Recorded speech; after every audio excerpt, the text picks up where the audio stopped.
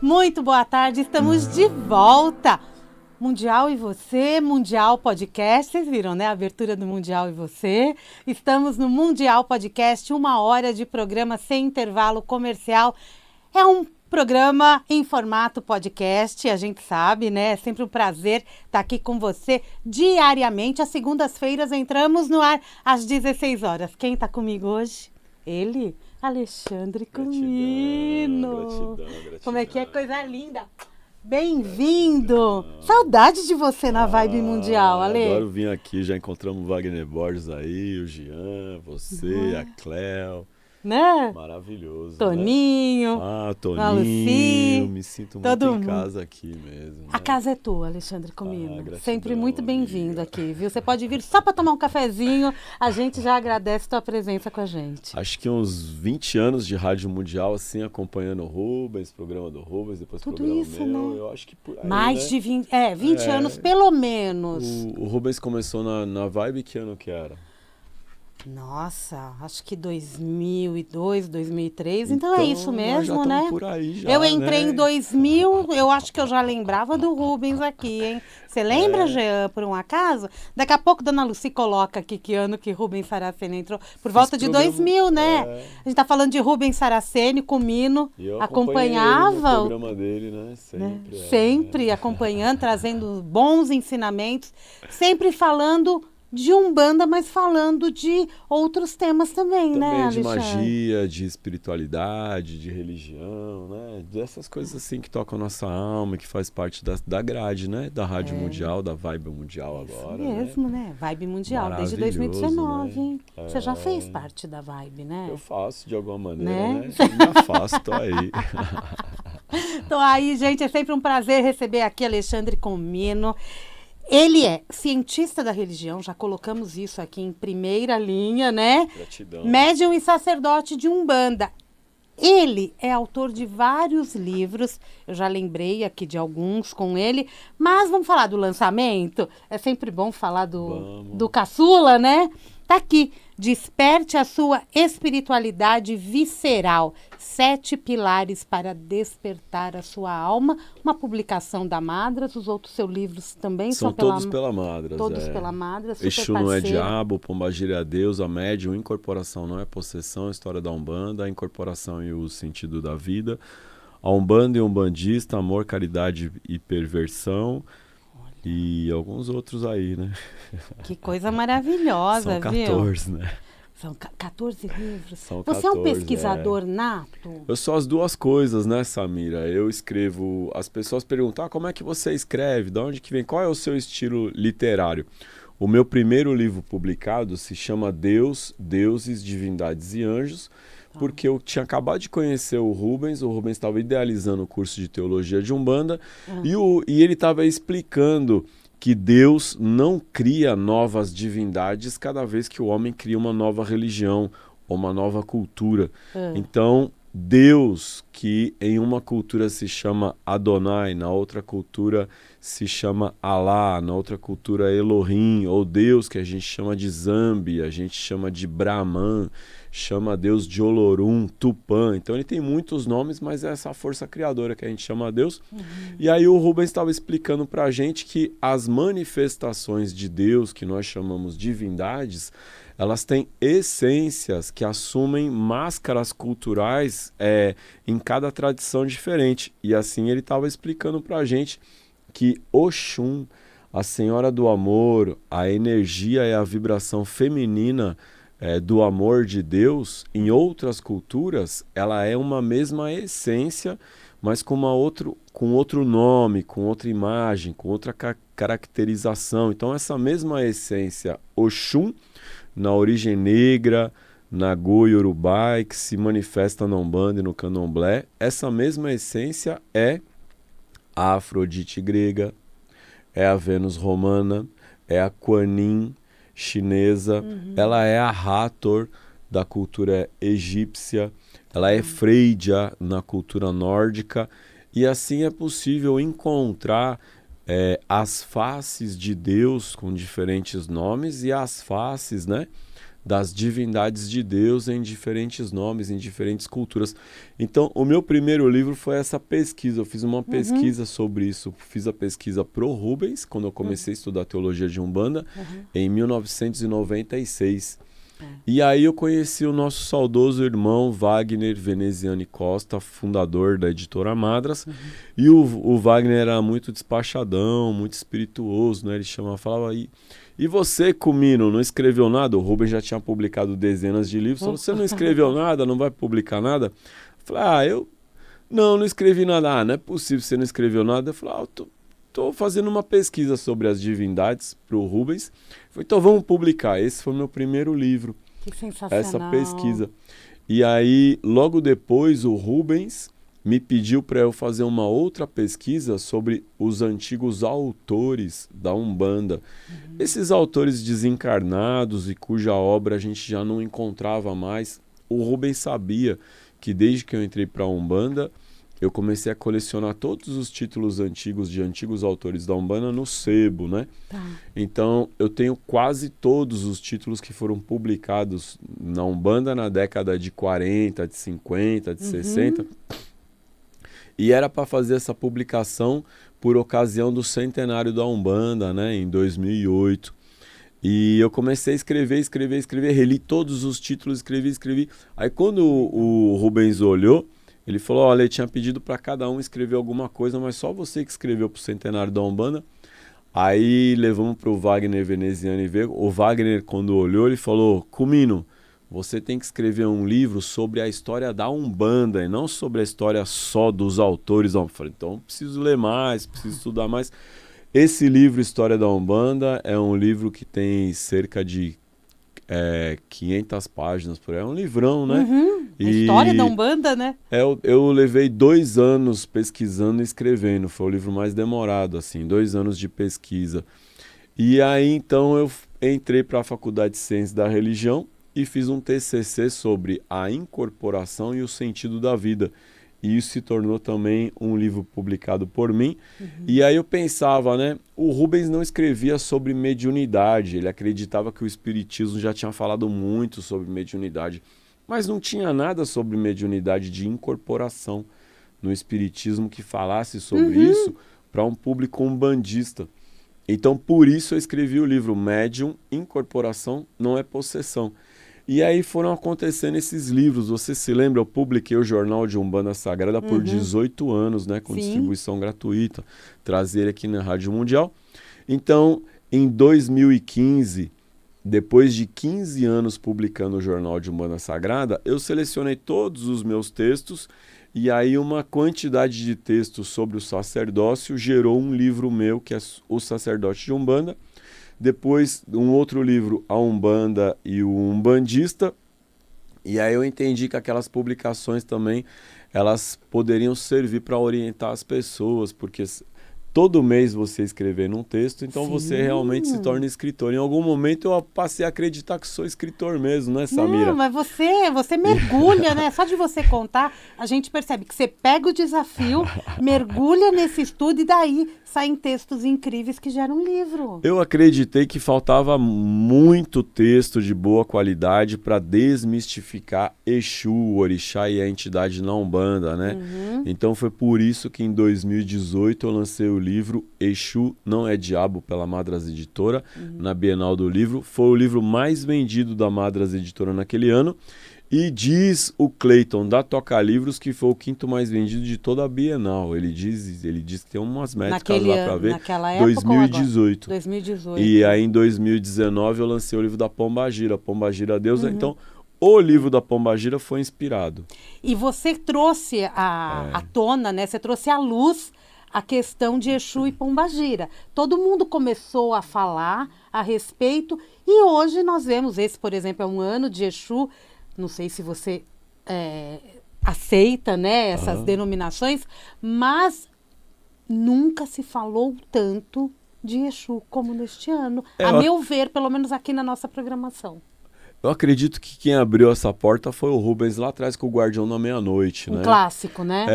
Até a publicação do Guardião da Meia-Noite, que aconteceu em 1995, até esta data, dentro do próprio meio umbandista e espiritualista no geral, ainda havia muito medo da manifestação da esquerda do Exu e da Pombagira, porque ainda havia uma ideia de que Exu era um espírito atrasado, que você ia doutrinar ele para ele te servir ao bem, como se fosse um bicho que você precisa adestrar, né? Então tinha esse conceito. Quando o Rubens publica O Guardião da Meia-Noite, então começa a surgir um consenso de que Exu é uma entidade espiritual que tem um grau, que tem uma graduação de protetor, de guardião, de sentinela. É um mestre na espiritualidade.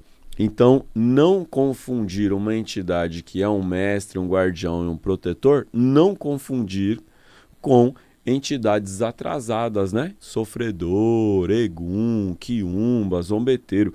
Então, essa história que Exu é um espírito atrasado, que você doutrina ele para ele te proteger, essa história é uma história que caducou já, né?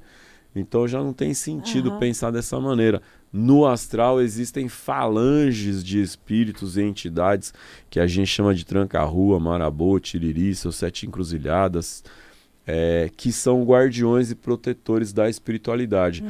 Quando ainda hoje alguém diz que faz um trabalho para o mal ou para prejudicar alguém com o Exu, essa pessoa é uma pessoa desavisada, né? Recentemente, esses dias, rolou muito aí na internet a manifestação de uma pessoa em pleno ato de intolerância religiosa, quebrando imagens de pombagira. E aí as pessoas falam, o que você acha, o que você acha? Eu acho que quando a questão é intolerância religiosa, você deve resolver essa questão no jurídico, né? Com o advogado, com o juiz, com tudo isso. Mas culturalmente, a gente precisa muito entender que Umbanda é uma religião, pratica exclusivamente o bem. Exu e Pombagira são entidades, guardiões e protetores que praticam exclusivamente o bem, e quando não for assim, é um engano ou um engodo, né? Ou um engodo. E estão conosco sempre, não são é? Nossos protetores, são nossos guardiões. protetores. E são mestres, né? Mestres da humanidade e mestres dessa vida carnal. Porque às vezes a pessoa fica muito no anjo, no orixá, no mestre esse, no mestre naquele, e aí a pessoa esquece de colocar o pé no chão. Então, a nossa mente ela pode se elevar ao alto do Altíssimo, mas a gente está encarnado para viver a vida na matéria, na carne. Então, a gente não pode perder de vista de andar com o pé bem enraizado no chão. E aí eu entendo o Exu Pombagira trazendo essa força para a gente e ajudando a gente a vencer uma grande quantidade de preconceitos, né, Samira? E a gente está aqui para isso, não é? Você faz um trabalho intenso aí nas redes sociais com seus alunos para quebrar isso. E você falou isso, vamos pôr o pé no chão. Há muita romantização, né? Quando a gente fala de religião, de acesso às entidades, ou da busca pelo meu anjo. Pé no chão, muitas vezes é necessário para que a gente tenha realização, né? Porque é muito comum a pessoa se encantar com a espiritualidade, Samira. E aí no momento que a pessoa se encanta com a espiritualidade, ela começa a assumir um comportamento de separar o que é sagrado e o que é profano. Isso é muito tradicional na cultura ocidental, né? Então, o próprio conceito de religião, por meio desses cientistas da religião, o próprio Mircea Eliade diz que a religião é aquilo que separa o que é o sagrado e o que é profano. Então as pessoas começam a ter uma ideia de que agora a vida delas tem que ser totalmente dedicada apenas às coisas que ela considera sagrada, que são as coisas do espírito. Mas ela se esquece que essas outras coisas que ela está chamando de profanas são coisas que fazem parte da nossa vida, do nosso dia a dia. E a gente tem uma outra questão muito delicada, né? A Igreja Católica, a Igreja Romana, ela criou a ideia de pecado. E por meio dessa ideia, ela considerou como profana muitas coisas que são da nossa vida, do nosso dia a dia, como a nossa sexualidade, a alegria, o prazer, os prazeres da vida, o nosso dia a dia. Então, a nossa vida fora do ato consagrado, ou fora da religião, ou fora da espiritualidade, ela não é uma vida mundana. Ela pode ser uma vida ordinária no sentido de dizer o que é que eu faço, né, no meu dia a dia, quais são as minhas atividades. Mas o extraordinário não é necessariamente aquilo que você faz no âmbito do que é o sagrado e o religioso, mas a maneira como você faz. Então, perfeitinho. É diferente você falar que tem lugares que são sagrados e lugares que são profanos, coisas que são sagradas e coisas que são profanas, e atividades que são sagradas e atividades que são profanas, e você entender tudo o que você faz com consciência é sagrado. É sagrado. Então, o corpo é sagrado. Exatamente, no momento que você tem uma consciência. Então, a grande questão não é o comportamento sagrado ou o comportamento religioso. O grande ponto é expansão da consciência e despertar. No momento que você está desperta, então, mesmo se você estiver lavando uma louça, varrendo a casa, você faz o que os hindus chamam de karma yoga, não é? Você pode alcançar a iluminação pelas tarefas diárias. O budismo também prega isso, que você não precisa se isolar no Himalaia para meditar. Você pode meditar fazendo as tarefas do dia a dia. E isso pode vir para a nossa realidade. E voltando, é muito comum a pessoa se encantar com os discursos espirituais, a espiritualidade, as coisas espirituais, e querer demonizar a vida material. E assim acaba se alienando da realidade. E aí você vê uma espiritualidade que fica muito parecida com a questão da religião em parceria com o Estado, quando Karl Marx dizia que a religião é o ópio do povo, né? Então dizer que a religião é o ópio do povo, como ele dizia, é dizer que aquilo entrava como algo alienante, fazia parte da alienação da pessoa diante da sociedade. Então, hoje ainda é perigoso você querer mergulhar tanto na espiritualidade, demonizar o que você acha que não é espiritual e se tornar uma pessoa alienada, ou seja, deixar de ter os olhos abertos para a sua vida objetiva e não apenas para o subjetivo no dia a dia, né? Dá para manter o equilíbrio em tudo, não é? Então, um caminho do meio, caminho do meio, assim, não é? Caminho do meio, Muito né? bom. Nem falei, né, gente? Estamos ao vivo em 95,7 FM. Estamos também no YouTube da Vibe Mundial, onde você pode acessar agora, nos acompanhar e mandar pergunta para o Alexandre Comino também. Estou aqui com a tela aberta, a gente pode intermediar aqui esse bate-papo. Você participa com a gente e é super importante. O acesso é bem fácil pelo YouTube Vibe Mundial. É só isso, se inscreve no canal e vai nos acompanhando ou acessa vibemundialfm.com.br. Lá você clica no assistir ao vivo, você vai direto para o YouTube. Não tem caminho melhor para a tela ao vivo. Maravilhoso. Aí você fala desse despertar da espiritualidade. Esse despertar é algo que parece que todos buscam, mas parece que tem que ser dirigido, sendo que está dentro da gente. Aí você me traz um livro escrito, né, com o tema Desperte a sua espiritualidade visceral. Você traz a questão visceral junto sobre e destaca 7 pilares. Eu acho que a primeira questão desse livro aí é o despertar, né? Então a gente tem uma questão muito curiosa, assim. Né? Tem um despertar de consciência, mas que a espiritualidade, ela tá junto, né? O que é o despertar, né? Quando a gente lê o Bhagavad Gita, que é um livro antiquíssimo, assim, na cultura hinduísta, né?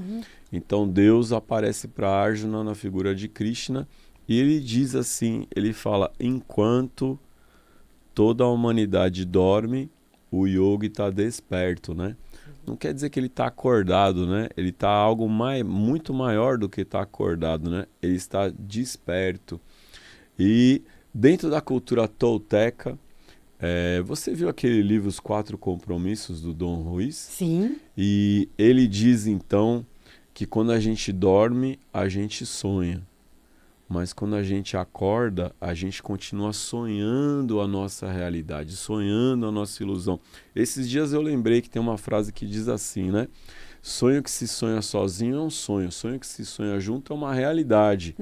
No entanto, qual tipo de realidade o nosso sonho coletivo está criando, né? Quando a gente entender que todos nós criamos realidades ilusórias nesse mundo objetivo, que é sobre isso que a gente está falando, então a gente vai ao encontro da ideia do mundo de Maia, né? O mundo da ilusão, esse mitote. Então, o mundo que nós vemos, tal qual nós entendemos, ele é o resultado de um sonho coletivo, né? E esse sonho coletivo é o quanto o ser humano ele vive a sua vida de uma forma autômata.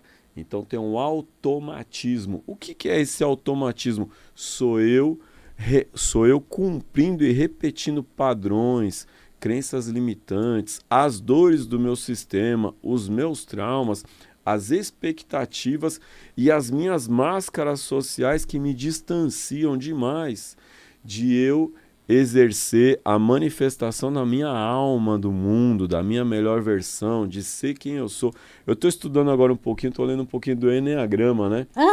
E o Gurdjieff, né? E o quanto o Gurdjieff falava, né?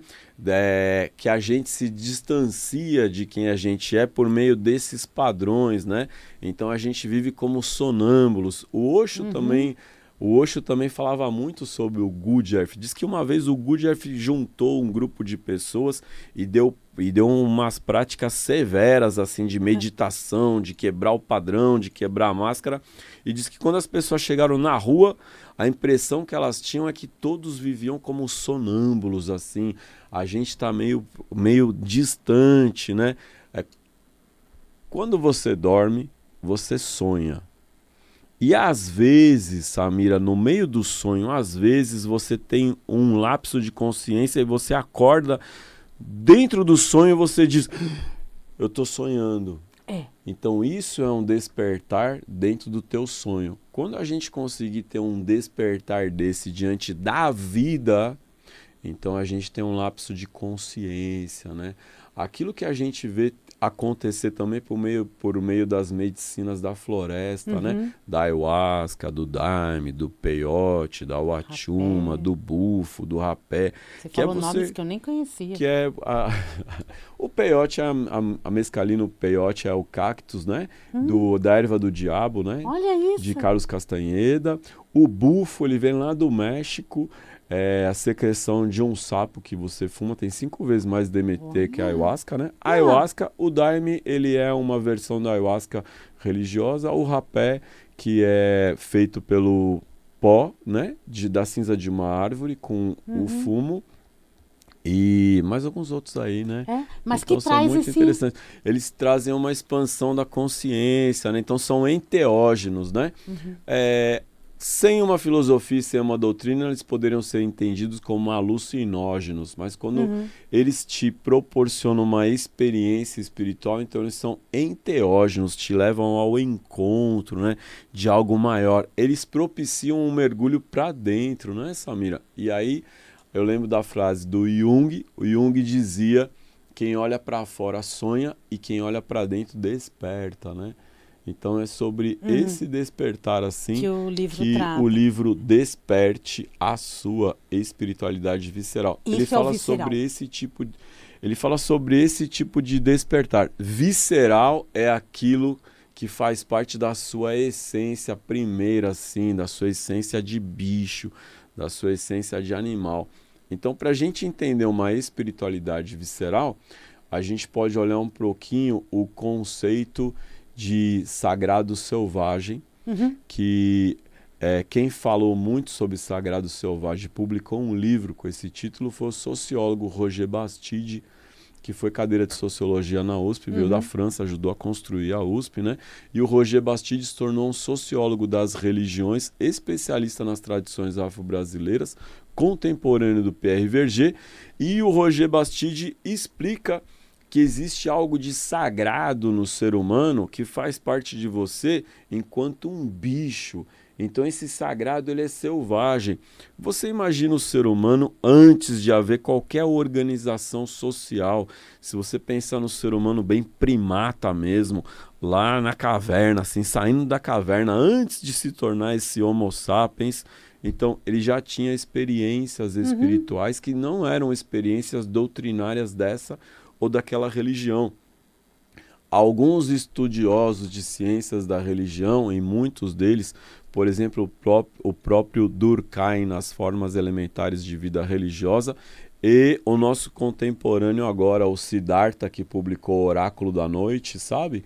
Que é um livro sobre sonhos. Diz que a origem das religiões, ou melhor, da espiritualidade, ela é tão antiga quanto o ato de sonhar. Porque quando você dorme e você sonha, você começa a ter uma outra vida, uma vida onírica, uma vida numa outra realidade. A gente tem um tipo de sonho que é o sonho freudiano, que são reminiscências do nosso dia a dia. A gente tem sonhos que são a nossa mente produzindo imagens para deixar uma mensagem do inconsciente para o consciente. E tem um terceiro tipo de sonho, encontramos aqui o Wagner Borges, que é especialista em desdobramento astral e viagem astral. Isso pode ser considerado um tipo de sonho, de experiência onírica. Então a gente tem um tipo de sonho que é como que eu me manifesto no mundo espiritual quando eu estou num transe do sono, do sonho, naquela outra realidade. Então, quando eu entendo que eu estou tendo uma experiência que independe de uma doutrina ou de uma religião, ela é uma experiência visceral, ela faz parte de quem eu sou.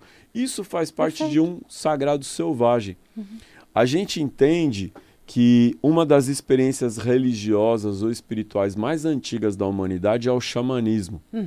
E dentro do xamanismo você tem a doença xamânica e a experiência xamânica, que é o xamã como um ser humano que entra em transe.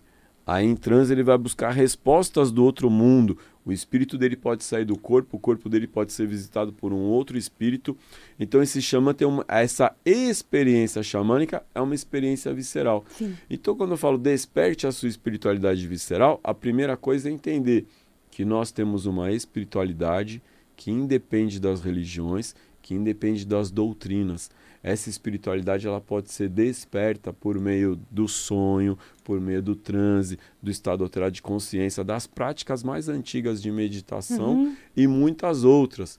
Então, hoje, o que o Roger Bastide diz é esse sagrado ele existe de uma maneira selvagem em você.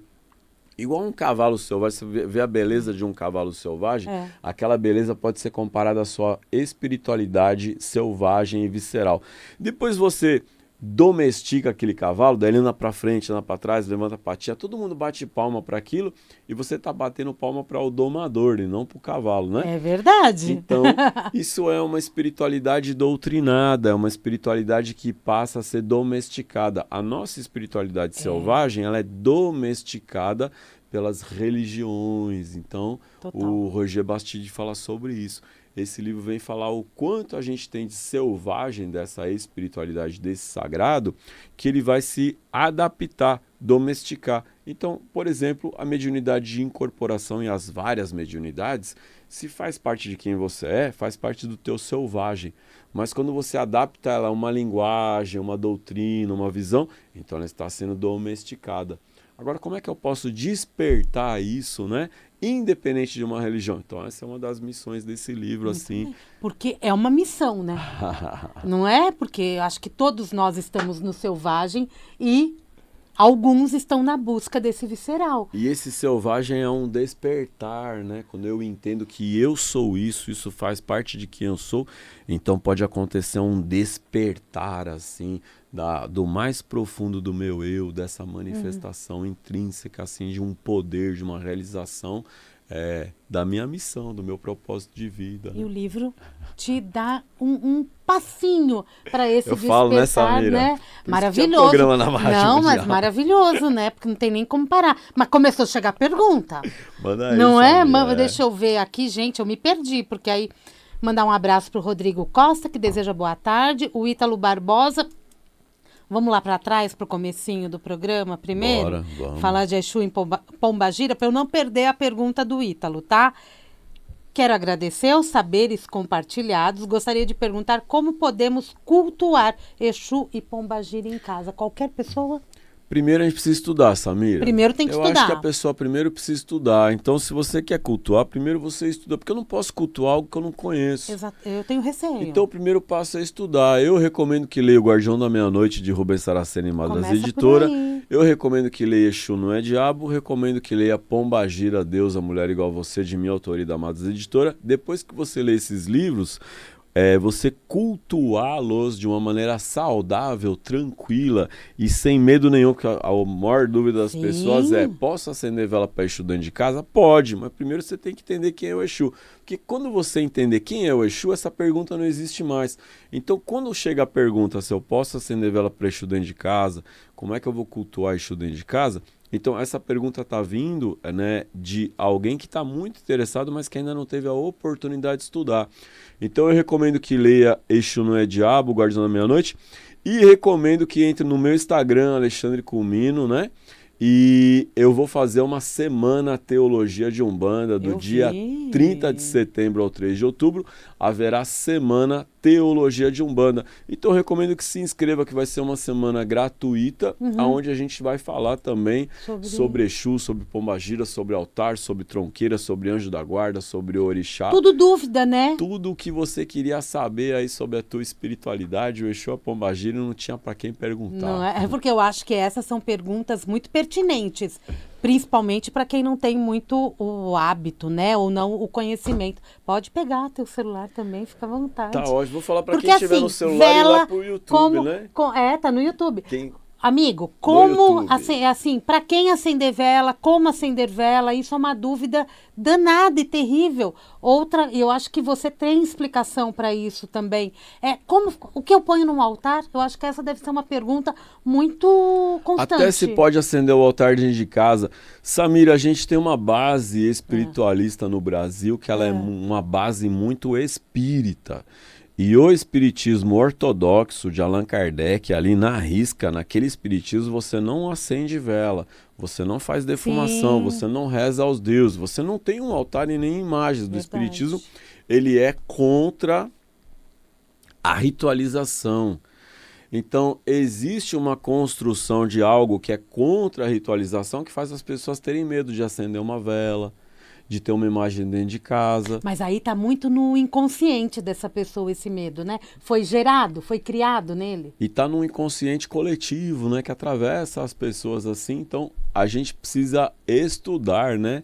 É o estudo que afasta tudo isso da nossa vida, né? O estudo então, liberta. Pior do que um obsessor desencarnado são as nossas ideias e os nossos medos obsessivos, né? Então tem um tipo de desobsessão que acontece no momento. Tem outra pergunta aqui, eu não sei o nome dela, mas está como letras e traduções. Boa tarde, a pergunta para o pai Alexandre é: quando foi que os guias se apresentaram para você, Alexandre? E se há um que você tem mais afinidade? Eu conheci a Umbanda em 1995, né? E aí, nesse momento, eu passei a conhecer minhas entidades, né? Eu comecei trabalhando com o pai Benedito de Aruanda, com o Caboclo Pena Branca, com a criança que é o Juvenal, com o baiano que é o Severino, agora eu trabalho com o Preto Velho que é o pai Joaquim. E a entidade que eu mais tenho proximidade, que eu mais tenho essa proximidade, é o meu mestre que se manifesta, se apresenta como um Exu, que é o Sultão, a entidade que eu tenho mais proximidade. A gente fala que é a entidade de frente, né? É aquela que sempre que você precisa de alguma coisa, que você precisa de uma orientação, a entidade está mais próxima de você, é esta que a gente chama de entidade de frente. Então eu tenho muita proximidade com ele, com a Pombagira, que é a Maria Preta, com o seu Pena Branca, né? Então, muito bem. São muito importantes assim na minha vida. Né? E a gente agradece a presença deles. Sempre, né? Sempre, Carolina Bentes, você fala sobre como as medicinas da floresta podem ajudar no processo do despertar espiritual no livro? Sim, né? Eu comento sim, porque tem em algum momento aqui eu falo sobre as minhas experiências com as medicinas da floresta, então dá para ter uma ideia como isso é forte na nossa vida, né? Né? Não tem como. A cachaça Creu, acho que é isso. A Lei Wagner, vocês são incríveis. Mensagem para o Wagner Borges também gratidão, aqui. Né? Obrigada por todo o ensinamento. Obrigada, viu, gente? Maravilhoso aqui.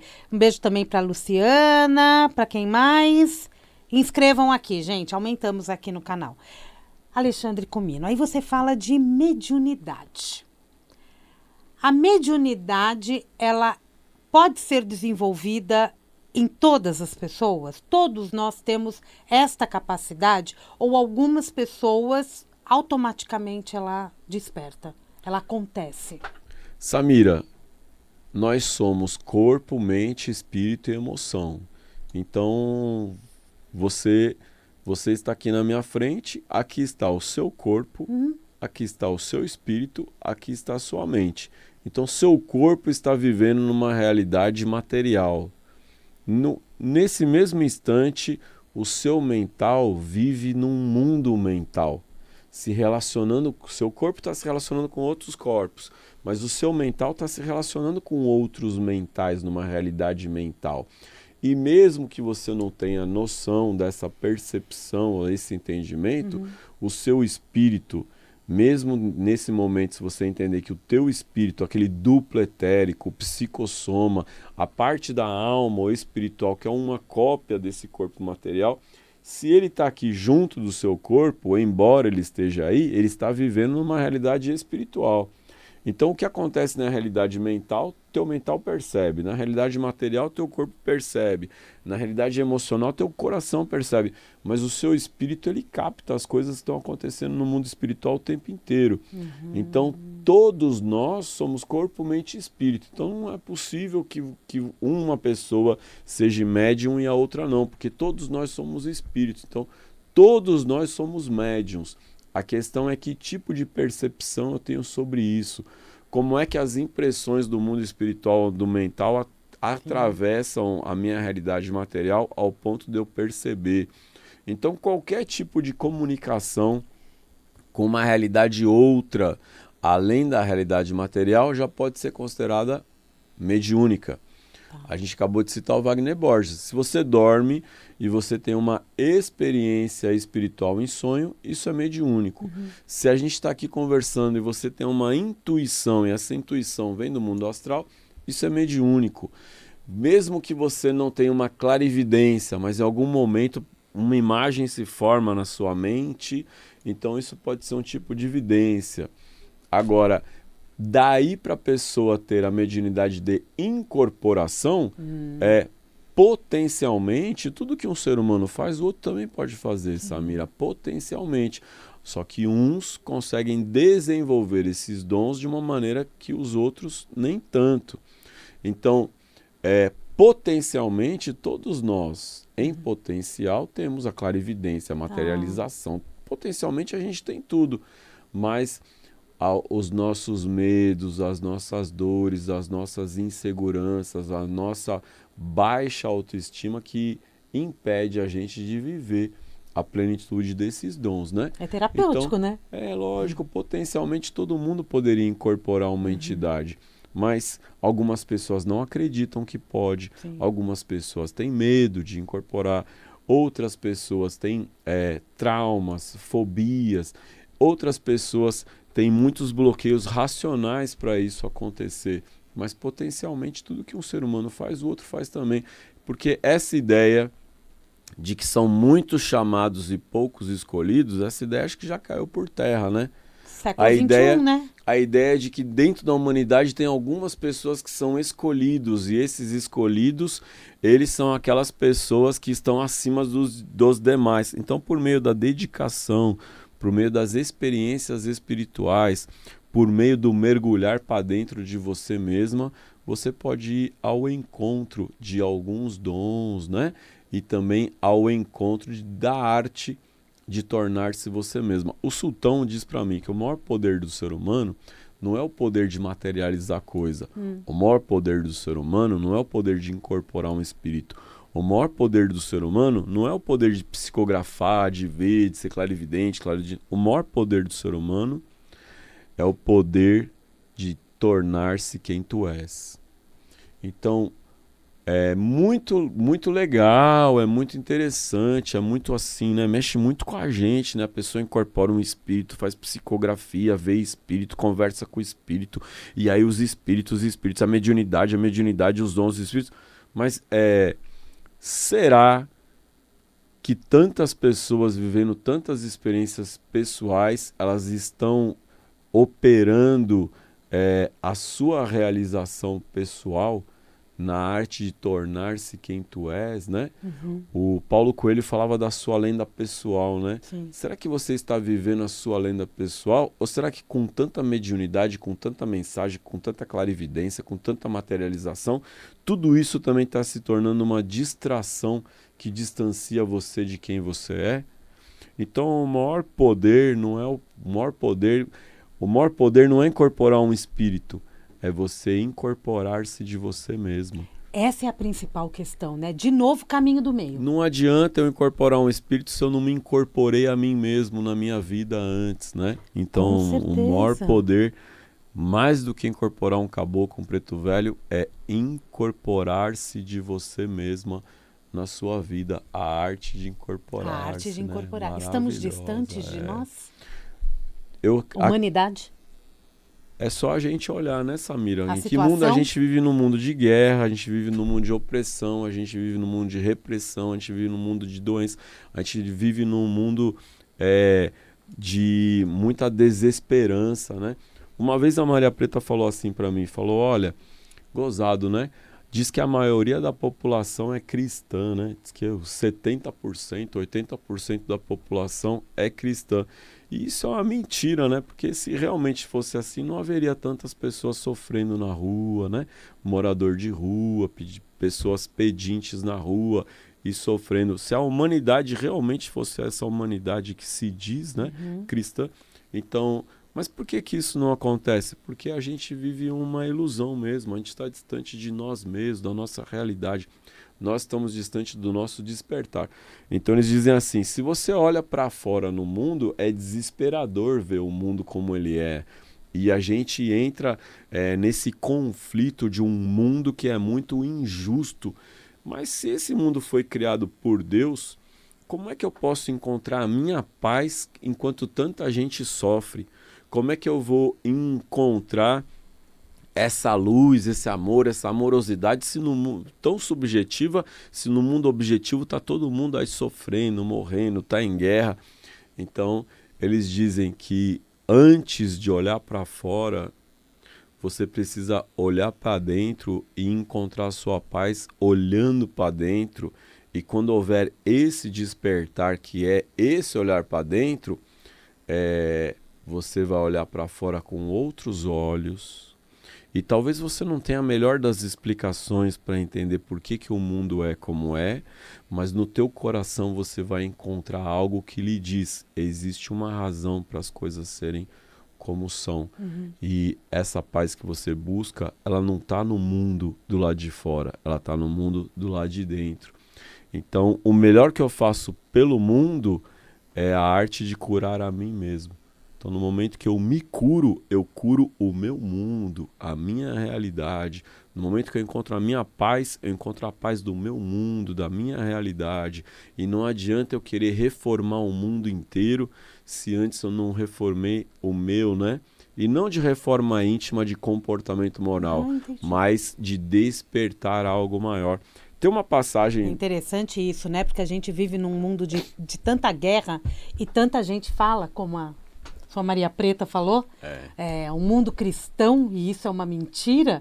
E se a gente olhar, todo mundo quer pregar o bem, mas nós vivemos em guerra. Em guerras na sociedade, em guerras lá no Oriente Médio, em guerras na Europa, em outras guerras também, guerras pessoais. E aí o sentido do mundo, ele não está nesse olhar externo, né? Ele está no olhar interno. Quanto mais pessoas se envolverem nesse olhar interno...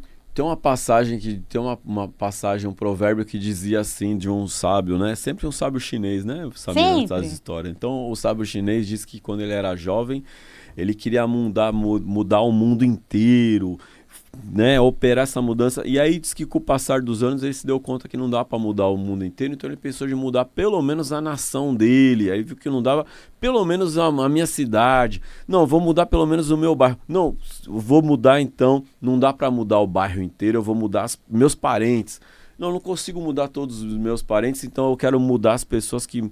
E aí muito mais velho, quando realmente ele se tornou um sábio, né? Com aqueles ensinamentos que só a vida lhe dá com o passar dos anos e a maturidade, ele se deu conta que só tem uma pessoa que a gente consegue mudar no mundo e na vida, e essa pessoa é você, né? Tudo começa pela gente. Então, se você conseguir mudar você, né? Tem a frase do Mahatma Gandhi, diz, seja você a mudança que quer ver no mundo, né? Sejamos, né? Cada um por si, e a gente cria um mundo melhor. Quanto mais pessoas unidas nesse propósito. O mundo melhor começa dentro da aqui, gente, né? É aqui. Gente, tem alguém aqui perguntando, a Natália, a Vibe Mundial tem aplicativo? Tem sim, é Vibe Mundial.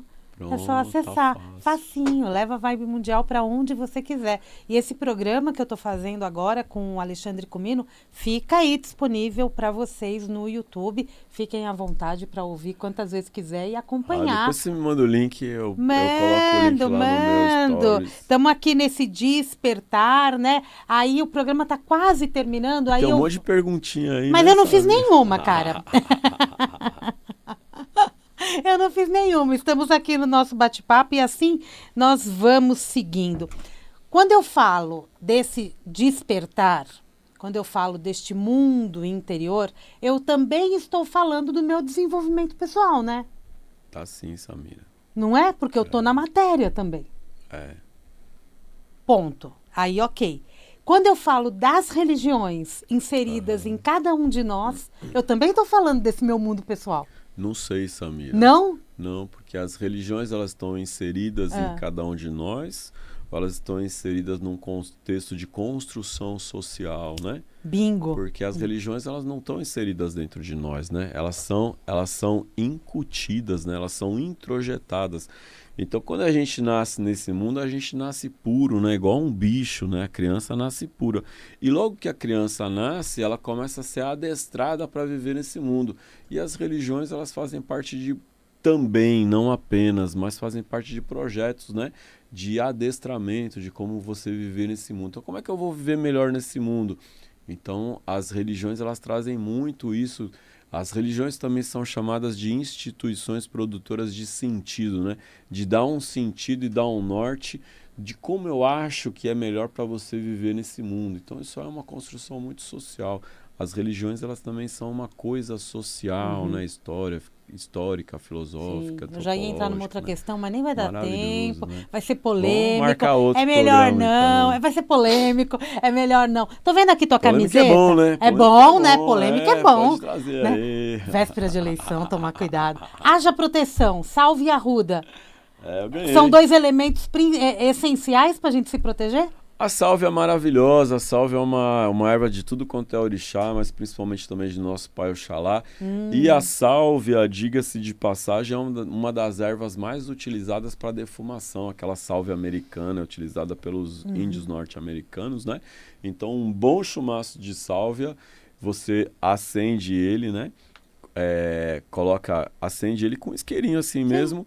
E a sálvia é uma defumação maravilhosa, defumação de sálvia para limpar o ambiente, para purificar o ambiente. A sálvia, você fuma a sálvia também, né? Ela pode ser fumada, pode ser misturada com tabaco, assim, para fumar. E aqui é uma sálvia. Sálvia e arruda. E uma arruda. A arruda é uma erva africana, você sabia? A arruda veio para o Brasil por meio, né? Dessa questão do colonialismo, né, do tráfico negreiro, que também precisamos de tempo aqui para falar sobre mais outro programa. Esse capítulo da história aí, né? Então, a arruda, ela é uma erva muito importante nas tradições afro-brasileiras, especialmente na Umbanda, e que, diga de passagem, os benzedeiros, é uma erva de proteção, de limpeza, de descarrego, a arruda, né? Maravilhoso.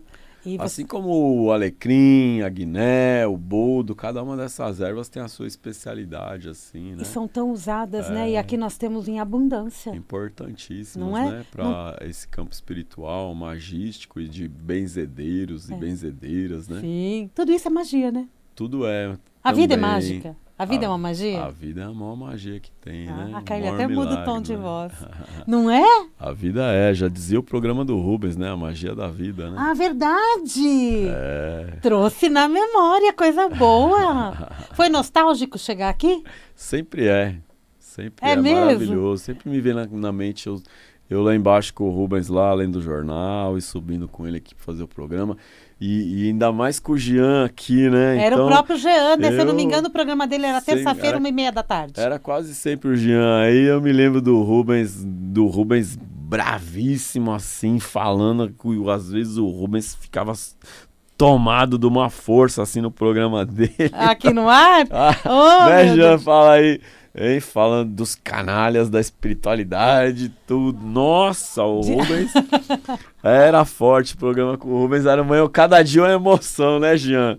Cada dia uma emoção. Eu queria então, resgatar uma esses emoção, programas, viu? assim. Será que nós temos? Seria interessante resgatar esses programas. Ah, era maravilhoso fazer programa com o Rubens. Uma É emoção importante ter um mesmo, mentor né? assim, né?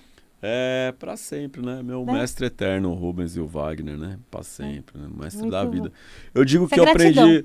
eu digo que eu aprendi muita coisa com o Rubens, mas o principal que eu aprendi é que ninguém faz nada sozinho, é você se tornar quem você é, se tornar você mesmo e aprender a ouvir o seu coração. Acho que são os 3 maiores aprendizados meus. Tá aqui nesse livro também. Lindo. Porque falar, o Rubens é meu mestre, me ensinou dos orixás, me ensinou da Umbanda, me ensinou do assentamento, me ensinou das guias, me ensinou do terreiro, do sacerdócio.